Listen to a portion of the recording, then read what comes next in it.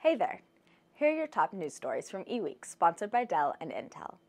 Today's topics include the release of Microsoft Azure SQL Data Warehouse, IBM's announcement that it'll deliver a new secure blockchain services for the cloud, the U.S. government's plan to invest $400 million in 5G wireless research, and Forrester Research prediction that the United Kingdom's Brexit vote could drive down the tech market in Europe.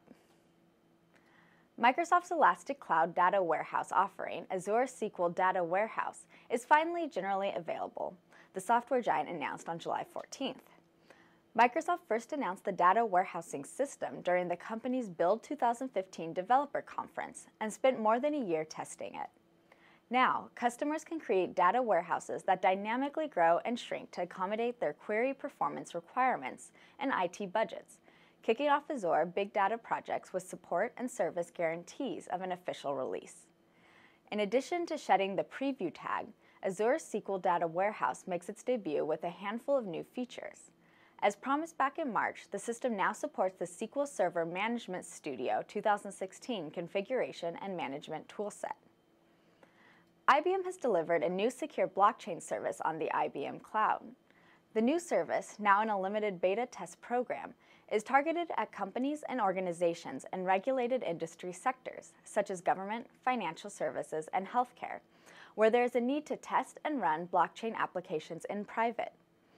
The new secure blockchain services runs on IBM's Linux One systems, which the company claims is the most secure Linux-only server on the market.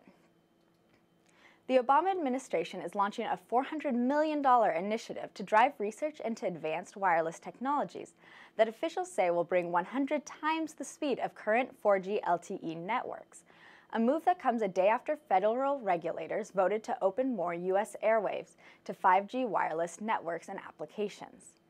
The $400 million Advanced Wireless Research Initiative will be led by the National Science Foundation and is only one of several government-led efforts unveiled July 15th that are designed to accelerate the development of lightning-fast, low-latency wireless, high-capacity networks throughout the country and drive innovation around such emerging markets as self-driving cars, virtual reality, smart cities, and the Internet of Things.